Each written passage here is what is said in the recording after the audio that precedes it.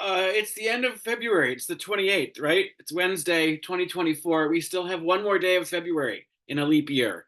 Um, which, sure, why not? Uh, so the View hot topics were a little infuriating today. They started with the results of the Michigan primary. It was both Democratic and Republican primary in Michigan, and Biden and Trump each won their respective races. Um, Biden got 81% of the vote, and Trump got 60% of the vote.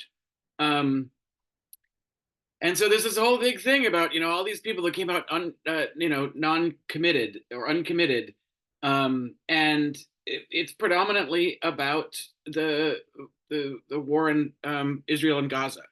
That is the issue that people came out and put in a protest vote of non-committal, because they want they don't want to see the United States assisting Israel in the genocide in Gaza.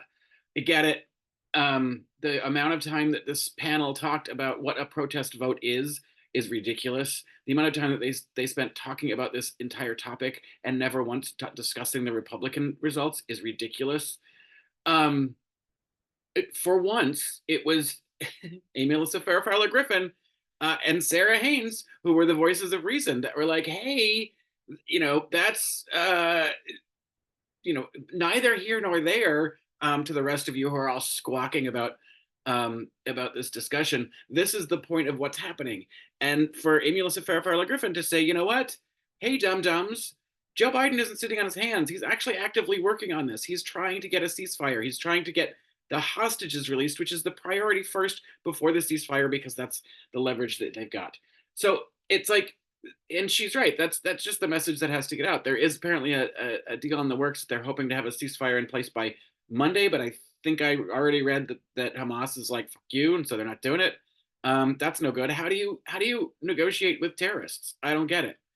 And that's Hamas is just as guilty of slaughtering Palestinians as Israel is, because they're the ones who put Palestinians in the way. So it's a very complicated process, but this primary isn't. And why are we talking about the 19% of Democratic voters that are just trying to make a point? And when you've got a sure thing runaway victory for your candidate in the primary, that is exactly when you put in a protest vote. That's what that is for. And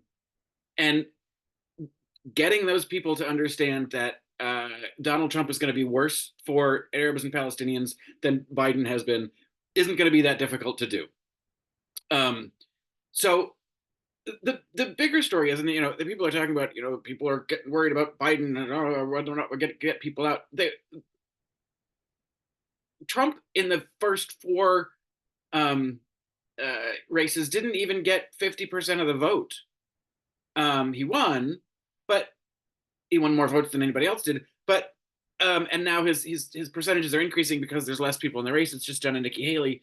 But she still took something like 26, 27% of the vote in Michigan. It's up 300,000 people. And those are the numbers that I'm more concerned about in Michigan, because Trump got about 140,000 more votes in general in the primary than Biden did. You've got about 100,000 votes that were non-committed. How many of those are going to get to convert to Biden? Nikki Haley got about 300,000 votes. How many of those are you going to be able to convert to Biden? If you take those 400,000 votes, say you get half of them, then Biden wins Michigan. Trump's got whatever his 456,000 votes. I don't think he's going to get much more than that.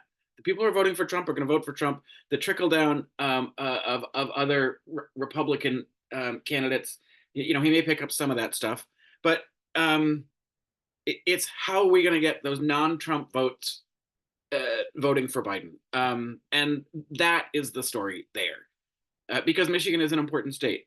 But the whole narrative about how much trouble Biden is in, when Trump's numbers across the board are way lower than they've been predicted to be. They're lower than the polls have been for all those primaries. So is it possible? Because he's like, he was expected to win much bigger in all those earlier states, and he didn't. So if those polls have been wrong, could we maybe think that the national polls might also be wrong? That maybe it isn't as tight of a race as we think it is, because it probably isn't. Anyway, so that whole discussion was just fucking annoying when they're focusing on the wrong thing. And there's a long time between now and November about what can happen in the Middle East and what can happen with Trump's court cases, because he's got some more stacked up. So everybody getting all mad that 100,000 people in Michigan were like, "Hey, we'd like you to pay attention to this issue, please," which is an issue he's already paying attention to. He's trying to fix it. Anyway, that one was annoying. And then the Wendy's surge pricing story, which I guess it must have been an early decision in the Hot Topics meeting that they were going to talk about this, but maybe Wendy's has had some announcements since then. I don't know what they were talking about, how Wendy's has walked back the whole idea about this. Um, uh, what were they calling it? Dynamic pricing. Um, there's so many things wrong with this argument. First of all, dynamic pricing is not a new concept. It might be new to Wendy's and perhaps fast food, but gas prices have always been dynamic.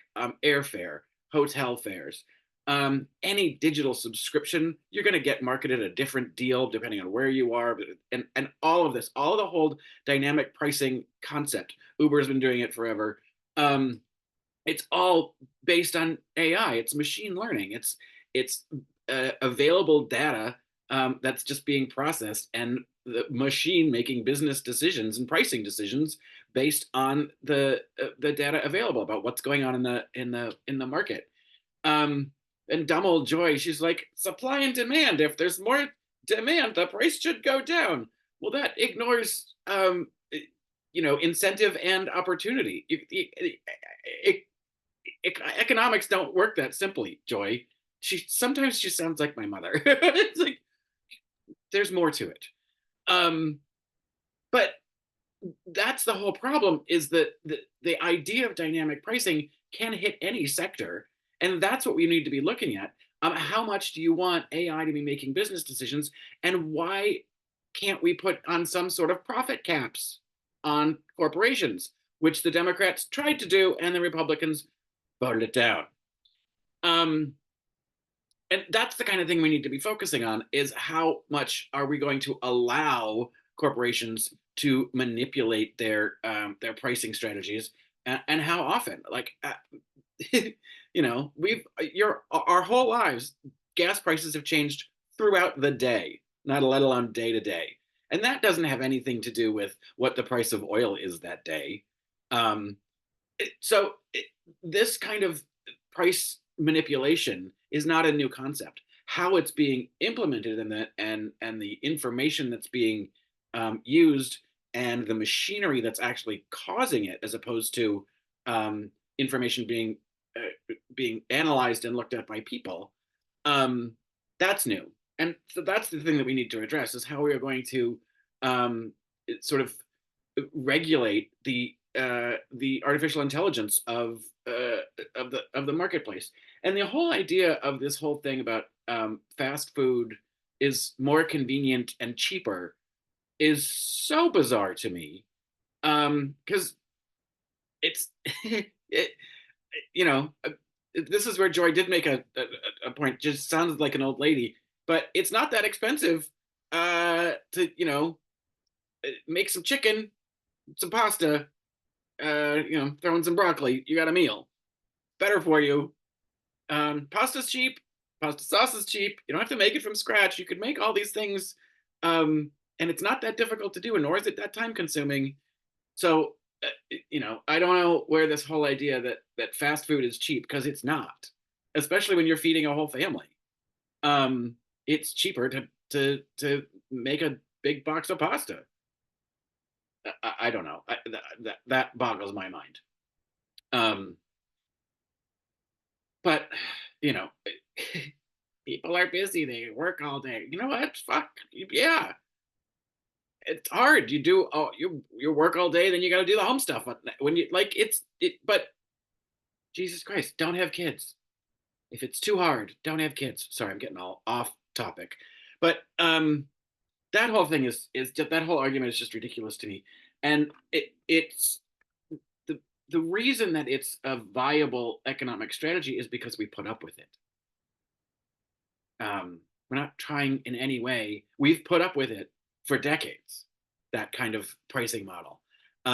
So uh, good luck trying to rein in corporations because they control our government more than um, we the people with our votes. So that's a little bit of cynicism there for your Wednesday hump day.